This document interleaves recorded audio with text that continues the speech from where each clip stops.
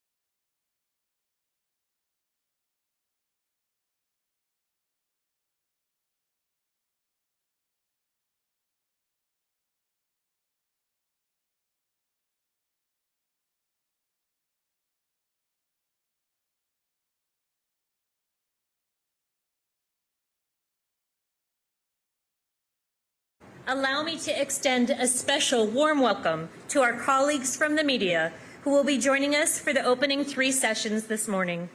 For those who attended the official reception last night, we hope you enjoyed the Palace of the Parliament. It was a truly memorable evening, and thanks again to our phenomenal Romanian hosts. For me personally, it was a full circle moment. My first visit to the Palace was over 20 years ago while serving with the United States Army in Europe after concluding training exercises at a much smaller Mihail Kogonicianu, or as we called it, MK Air Base, on the Black Sea with our then very new NATO ally. Bucharest has grown and changed, just as MK Air Base has evolved to one of the largest, strongest NATO bases across the alliance. Romania has been a steadfast ally since 2004. With that, it is my absolute pleasure to introduce our first keynote speaker to the stage. Ladies and gentlemen, the President of Romania, Mr. Nicușor Dan.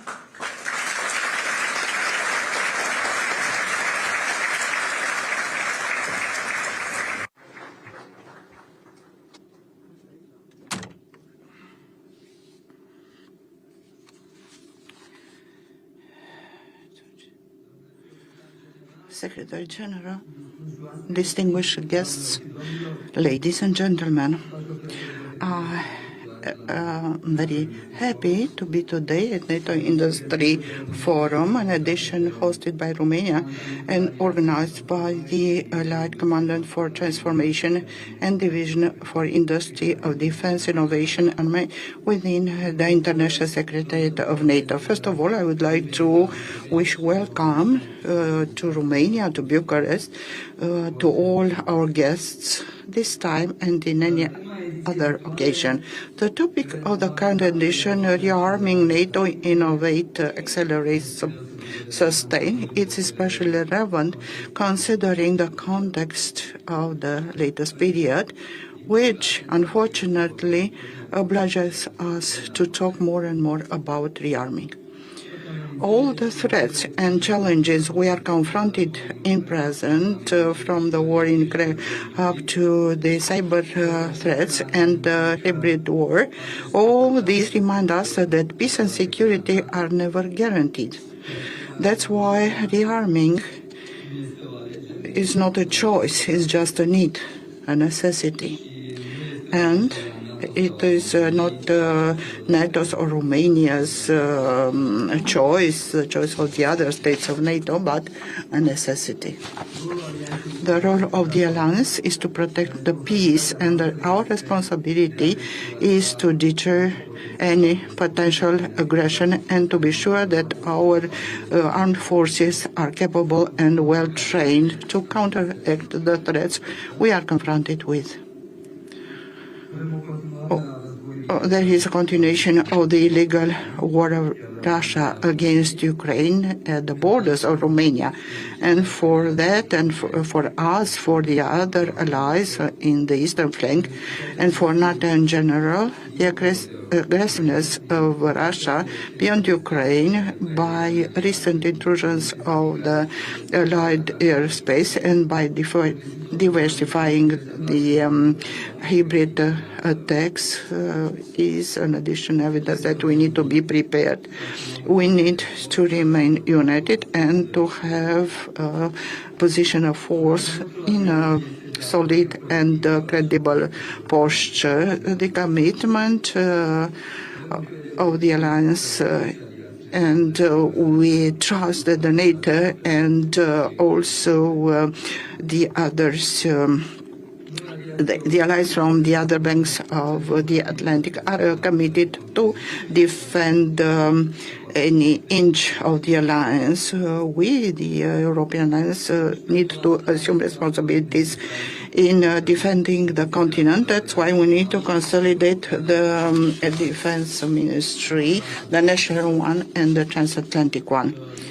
And connected to that, for our guests, so I have the invitation to inform you about the Romanian defense industry, which has a very strong tradition. It has been neglected lately during the last years, but there is an extraordinary potential. And we have companies having all the conditions or the utilities so that in conditions of interesting management, they can be used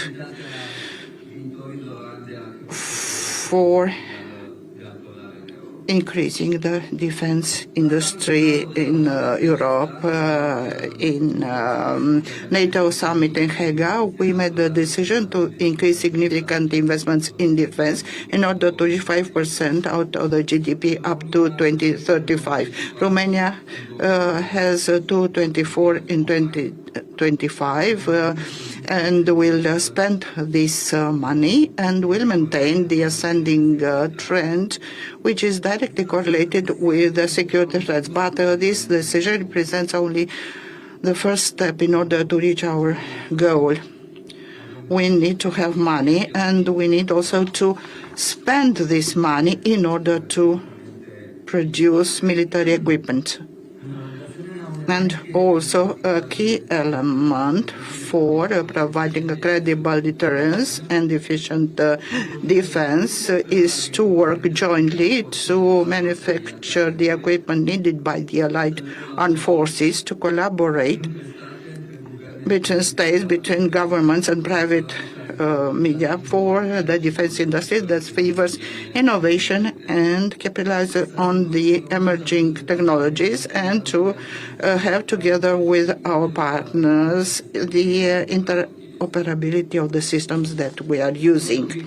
Another goal is to develop the military mobility on north-south axle, the eastern flank, as part of a coherent and integrated approach from the Baltic Sea to the Black Sea, so necessary in the current context of security, to consolidate the capabilities with double use, railways, ports at the Black Sea and Danube, and also other elements of critical infrastructure. This is the context in which events like NATO-Industry Forum get increased relevance due to the role of bringing together all the stakeholders involved in this process, NATO, the allied states and the industry, and to facilitate direct dialogue between the alliance and the industrial sector. Only working working together, we'll identify the best solutions for our common challenges. Before concluding, I would like to highlight an important aspect that we discussed about with Secretary General Mark Rutte yesterday. I thank him for his presence. Romania is prepared to assume strong role on the eastern flank. I thank you for your presence. Once again, welcome to Romania, and I wish you a fruitful summit.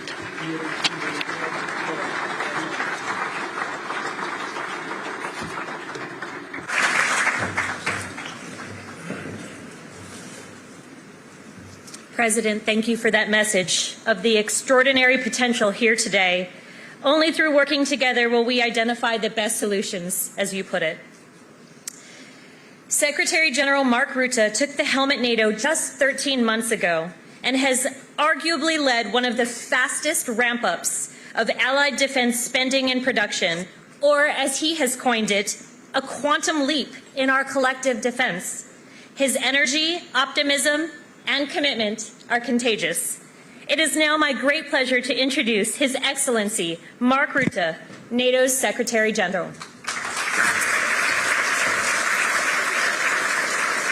Well, thank you for that very kind introduction.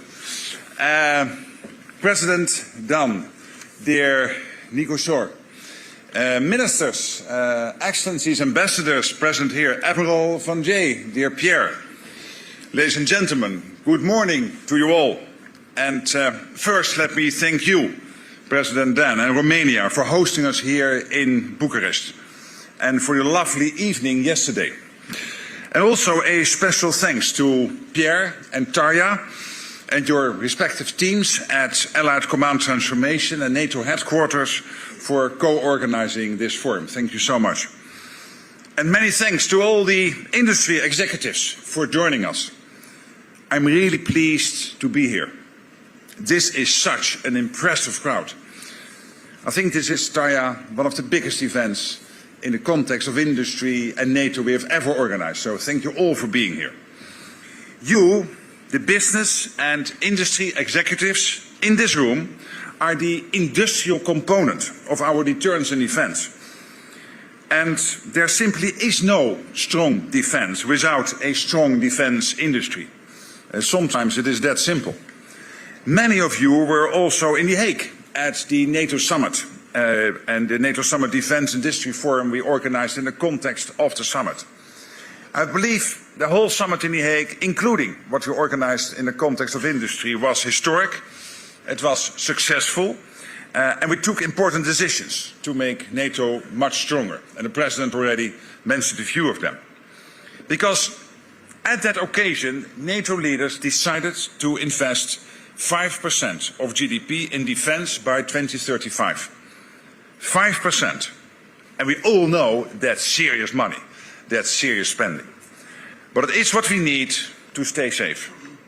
As part of this, leaders agreed to buy more defense capabilities, including jets, tanks, ships, but also drones, ammunition, cyber, and space capabilities.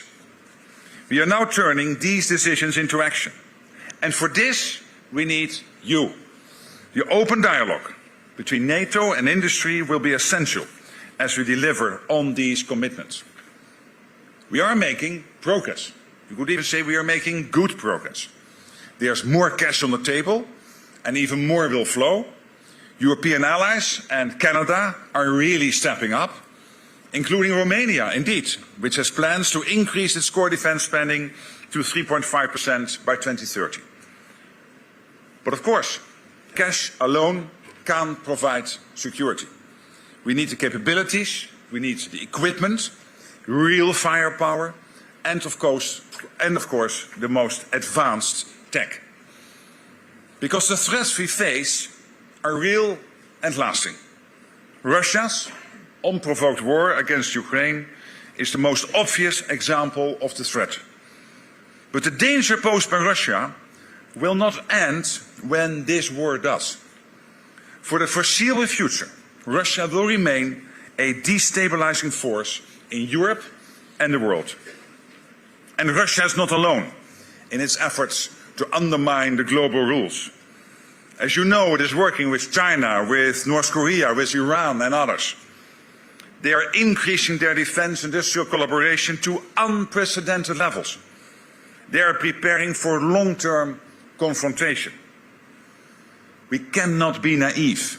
We must be prepared. President Roosevelt famously said that powerful enemies must be outfought and outproduced. And that was in 1942. And the same can be said today. We call it peace through strength. And NATO will do its part, and we need industry to do yours. I'm confident that together we have what it takes to outgun, outproduce and outsmart those that seek to harm or diminish us. To do this well, we should focus on three key drivers: quantity, creativity and cooperation. First, on quantity, we already have state-of-the-art systems, the best of the best. These give us an edge, and we will keep it sharp. But we need more, and we need it fast, and that means increasing production and shortening delivery times. We are already turning the tide on ammunition.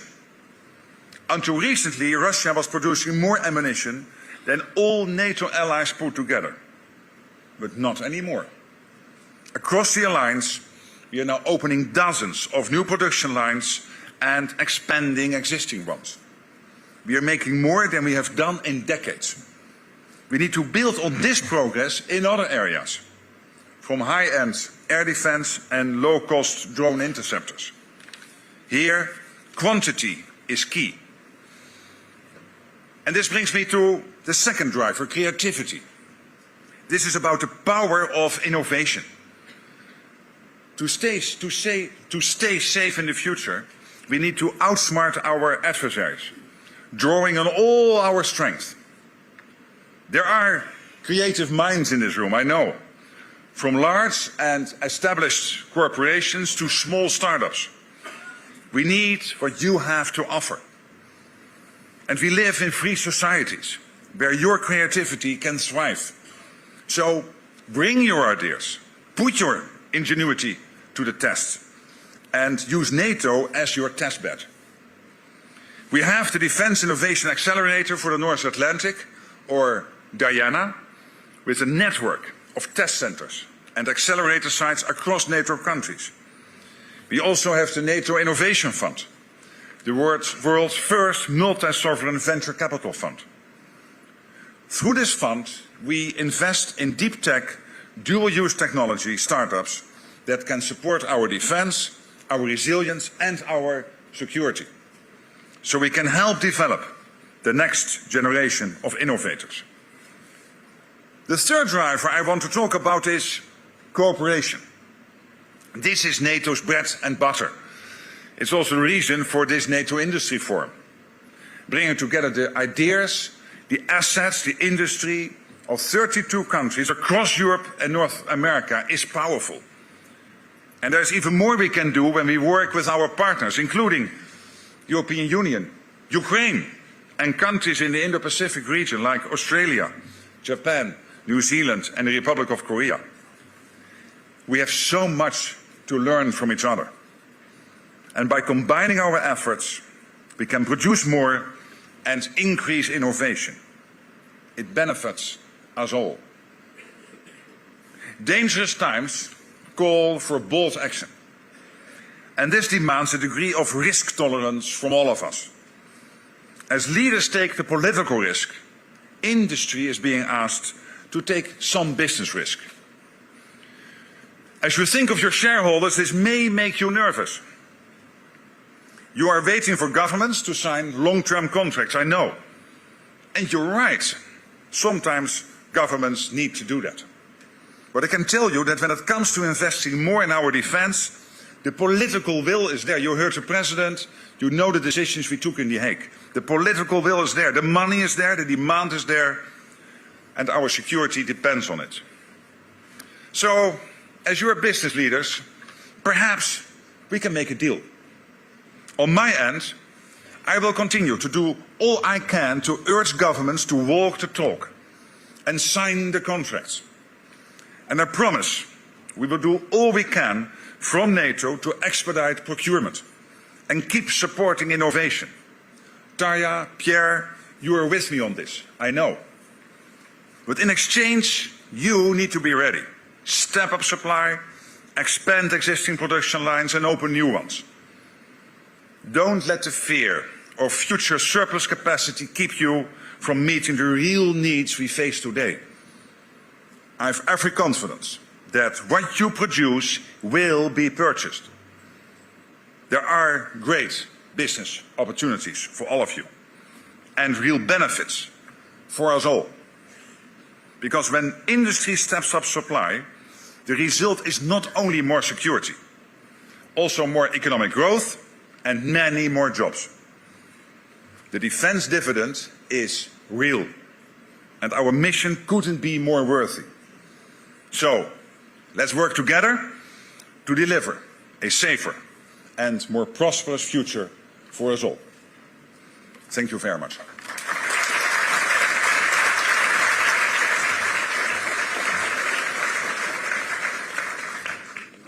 Thank you, sir.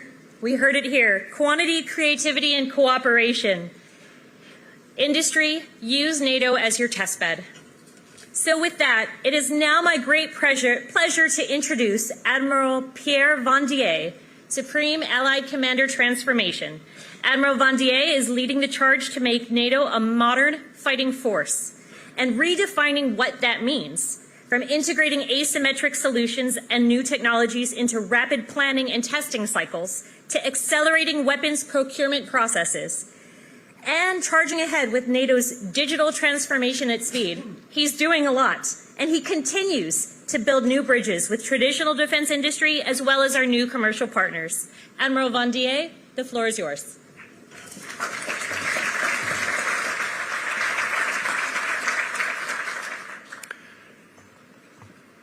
President Dan, Ministers, Secretary General, dear Tarja, Excellencies, Generals, ladies and gentlemen.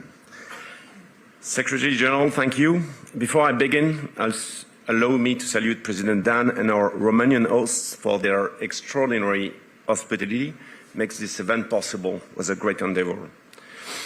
It's a pleasure to have you all today for this forum that highlights the NATO members' commitment to have a strong and deterrent alliance. This is what we do today, a strategic message. Today I want to talk to you about the changing nature of warfare and what we, industry and NATO, can and must do about it. We need to be ready for tonight, but also for tomorrow, and that is a big challenge. That warfare evolves, it's not new. The leaders, military and civilian, sometimes fail to understand that what those changes might mean, that is not new. We can think about the millions of sleepwalkings into the war in the summer of 1914, when, even if many were surely aware of advances in weapons, technology, in chemistry or automobiles or aircraft, they failed to connect the dots. Correctly understanding the changes in warfare is a very difficult challenge. War in Ukraine shows a lot, but shaping our future in consequence is all but simple. So change in warfare is not new, but the pace of change today is very new, very different. After 1989, we look forward to the end of history and decades of peace dividends. NATO and industry got comfortable, maybe too comfortable, against technologically limited opponents, happy to live with long timelines, slow and complex processes, and limited numbers. Instead, today we have the return of might makes right, of nature red in tooth and claw, of predators, who are more than ready to throw the rules out of the windows add that the widespread access to new technologies and new constantly updated weapons. When the gap between invention and widespread use is measured not in centuries, not in generations, but in months and weeks, threatening our technological edge. The acceleration of time is clear for all to see on the battlefield in Ukraine, where the lifespan of new tech and new tactics is shorter than ever before, due in great part to the flexibility of software-driven change. But since both sides enjoy that advantage, this acceleration is looping around ever faster. In the fields of Ukraine, you don't spend years designing, building, or fielding new weapons.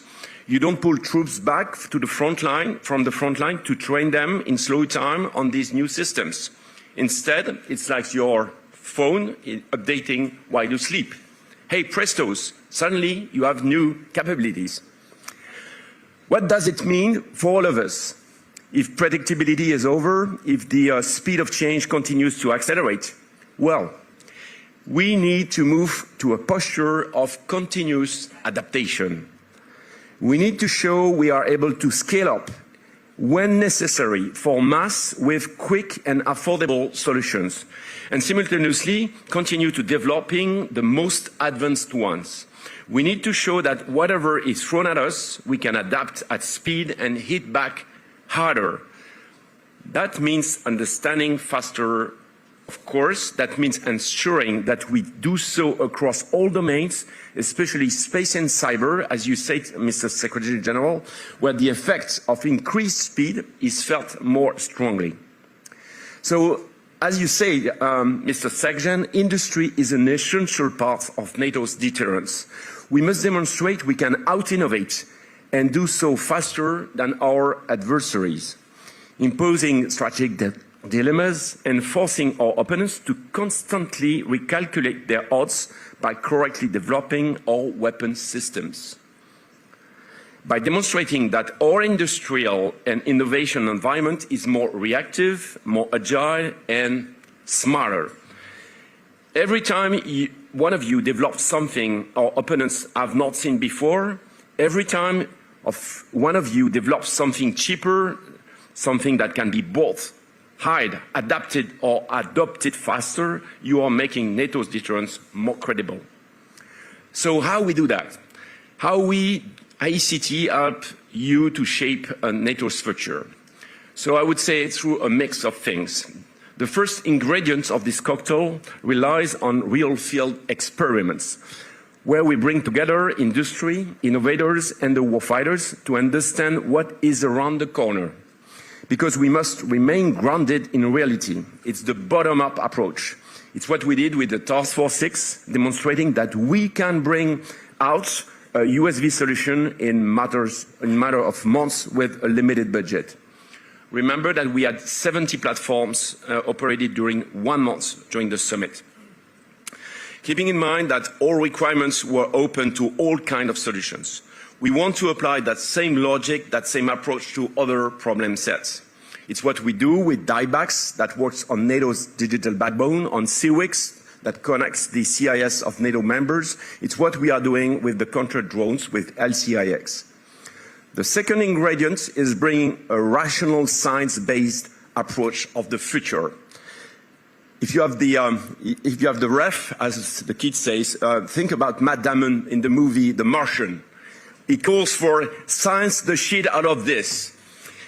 It's about bringing a rational approach to the flourishing new tech landscape and making it compatible with available resources and military missions and concepts.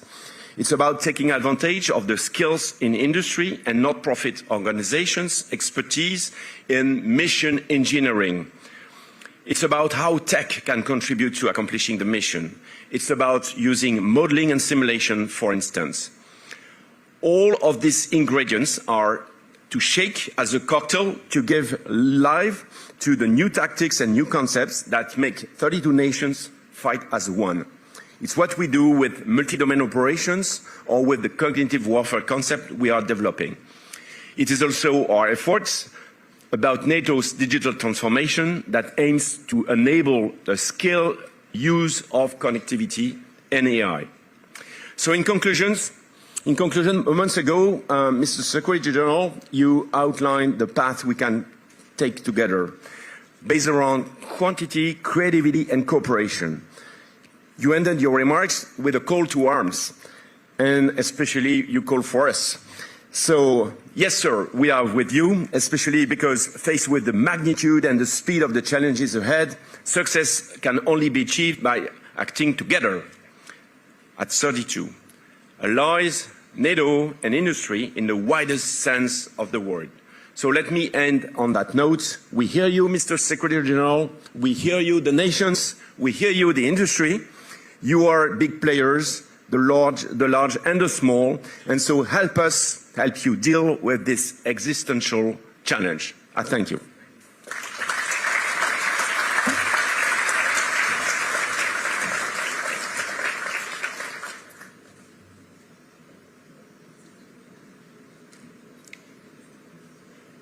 Sir, as you say, it's all about delivery, and you just delivered. You have moved us forward into a posture of constant adaptation. For those of us who have been supporting NATO for decades, I can truly attest to feeling this change. So thank you for your leadership. We will hold a moment in case any of our senior leaders have to depart.